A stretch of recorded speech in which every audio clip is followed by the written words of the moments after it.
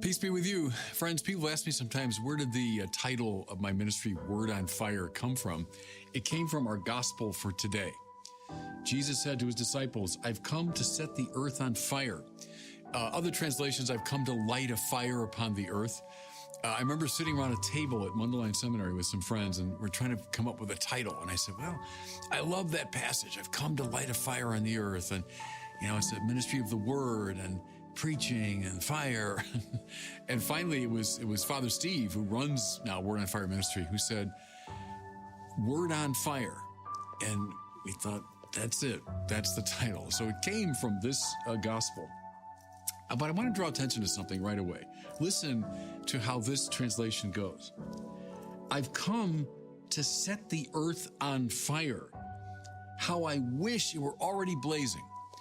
See, if you say, I've come to light a fire on the earth, okay, but that sounds a little too cozy, maybe. Like, I'm going to light this little nice, comfortable fire over here to keep our hands warm. The Greek behind this is balein, which means to throw. I've come to throw fire on the earth. So this is close to it. I've come to set the earth on fire.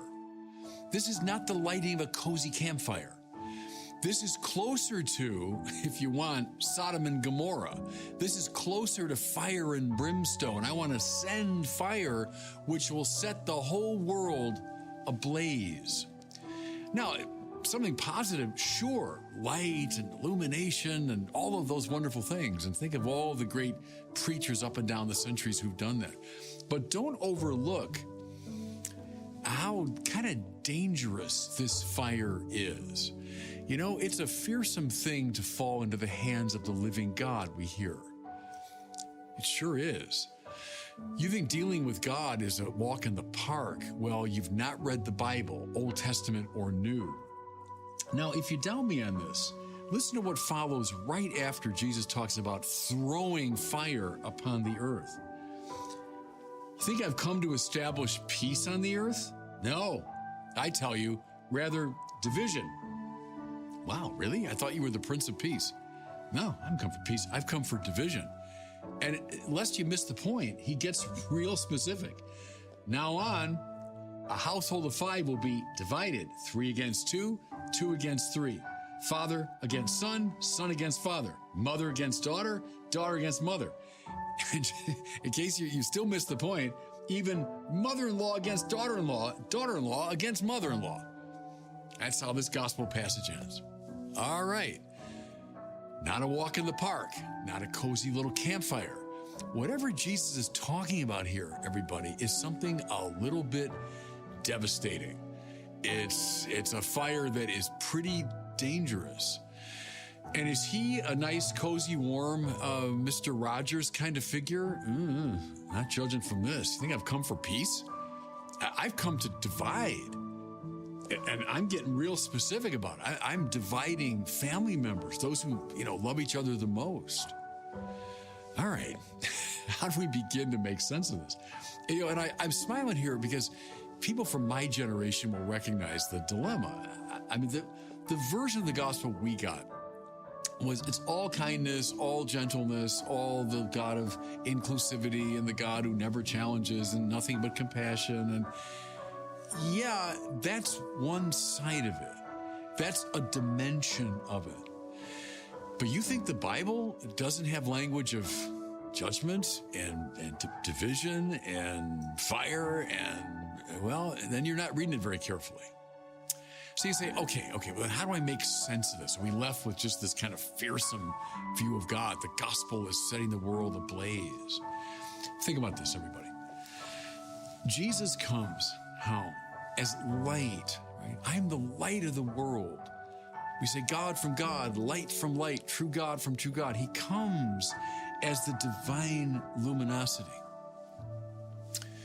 Will he be received positively? Yeah, by those who to some degree are in the light. Right? I mean, if you are to some degree, anyway, properly aligned to God, then you'll experience Jesus as this wonderful figure.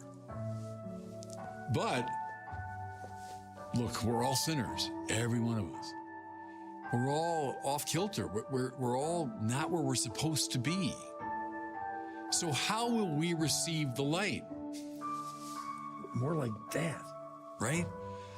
Think of someone who's been in a cave for weeks. They've been trapped in a cave. And then suddenly they're rescued and they come out of the cave into the light. Well, it's like a torture, right? It's like a torture to them, the light. And you say, it's just light. It's beautiful light. Yeah, but I've been deep in the darkness.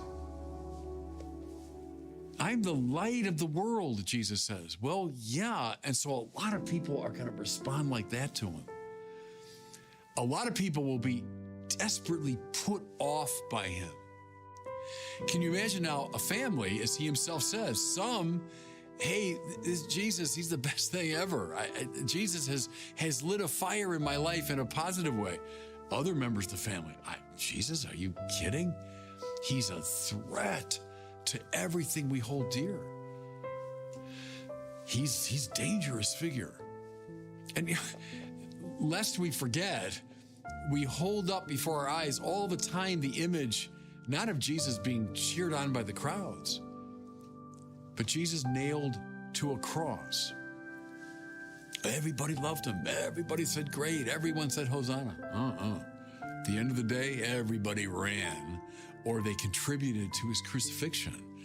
I've come to throw fire on the earth.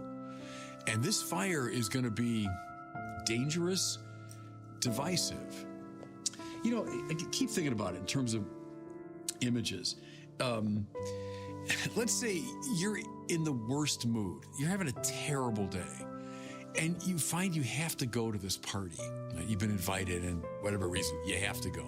You're in a terrible, dark mood, brooding, your life's just not going well, having a bad day. And you show up at the party, and everybody around you is just having the best time. There's music, and there's dancing, and there's laughter, and you're surrounded by happy, clappy people. They're the most obnoxious people in the world to you. Am I right? Misery loves company. If you're in a terrible mood, you'd much rather be with people who are also in a bad mood. Suddenly, the best, the most cheerful people possible are around you. It's like torture, isn't it? Well, this is the human race. We're all sinners. We're all in a, at least to some degree, in a bad spiritual space. We become accustomed to being with like-minded people who are also caught in patterns of addiction and hatred and cruelty and retribution. That's the world we're used to. And then into that world comes the light. Into that world comes the Son of God. Into that world comes someone who is luminously right ordered. What's the reaction going to be? Yes, for some, it'll be like a drink of cool water in the desert. For some, it'll be like liberation. For some, it'll be like redemption. But for many, if not most, it'll be like being dragged out of the dark cave into the light. It'll be like on your worst day being dragged into the happiest party. It's going to be something that's difficult and off-putting. I've come to throw fire upon the earth. Well, you know, that fire is going to be very, very dangerous and difficult for a lot of people. It's just the way it goes, everybody, in the spiritual order. You know, Chesterton's line, we're all in the same boat, we're all seasick. I mean, we're all off. And so the uncomfortability of Jesus. But see, here's the thing, is you cannot bracket this dimension and turn Jesus into just sort of a namby-pamby figure. Non-threatening. And, you know, consult much of the popular culture. If Jesus comes up at all, that's exactly how he's presented. Non-threatening, nice teacher, says nice, encouraging things. And, I'm okay, you're okay, I'm just here to help you and encourage you. That's not the real Jesus, though, everybody. That is not the real Jesus. The real Jesus is this deeply challenging figure. Now, I want to draw attention with all that in mind. That's the gospel. But look at our first reading from Jeremiah. Jeremiah, that I've told you before, the message Jeremiah had to give was like the least popular message you could imagine. God told him to say something so terrible to the Israelites that they just hated him. His message was, okay, the Babylonians are coming, and don't fight them. We should surrender because we deserve this punishment, and just cooperate and go off into exile. That was his prophetic message. Made him Mr. Popularity? Listen, in those days, the princess said to the king, Jeremiah ought to be put to death. He's demoralizing the soldiers who were left in the city. Well, of course he was. He was telling them to surrender. And all the people, he's speaking such terrible things to them. He's not interested in the welfare of our people, but in their ruin. So the king said, all right, he's in your power. What did they do? They threw him into the cistern, letting him down with ropes. There was no water in the cistern, only mud. And Jeremiah sank into the mud. Now, I want you to stay with that image for a second. Jeremiah, one of the greatest of the prophets. Jeremiah, depicted beautifully by Michelangelo on the Sistine Chapel ceiling. Jeremiah. This is what they did to Jeremiah. His own people, the people to whom he spoke. They lowered him into a cistern and he sank into the mud. Try sometime going online and preaching the gospel in a way that is really true to its fullness and integrity. Not tickling ears, that's easy. Go online and tell people what they want to hear. Tell them that they're fine and just go along with whatever the culture is saying. Yeah, they'll love you, no trouble. But try going online and preaching the real gospel. Preaching the authentic Christ. You want to talk about mud?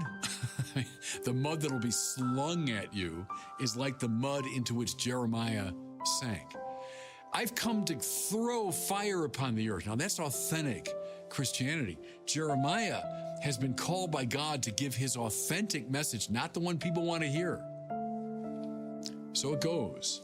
And now look at reading 2. This wonderful letter to the Hebrews. We're surrounded by so great a cloud of witnesses. Let us rid ourselves of every burden and sin that clings to us and persevere in running the race that lies before us. See, what's the purpose of all this, everybody? So that the Lord wants to cast fire. Why? To burn away what needs burning away in us, to burn away our sin, so that now we can really live according to his will. Jeremiah is preaching to the people to get rid of what's keeping them from God. The tickle the ears message, that's not going to help people to do what? To run the race. See, to get to God, to fulfill your mission, to do what God wants you to do. Then you got to accept this cleansing fire. You got to accept the harsh word of God sometimes if you want to have the courage to run the race. So, the gospel, good news, it is good news. But how is good news heard by those who are running in the opposite direction? It'll be heard initially anyway as pretty bad news. So it goes. I've come to cast fire upon the earth. How I long for that fire to be blazing. That's the real Christ talking. And God bless you.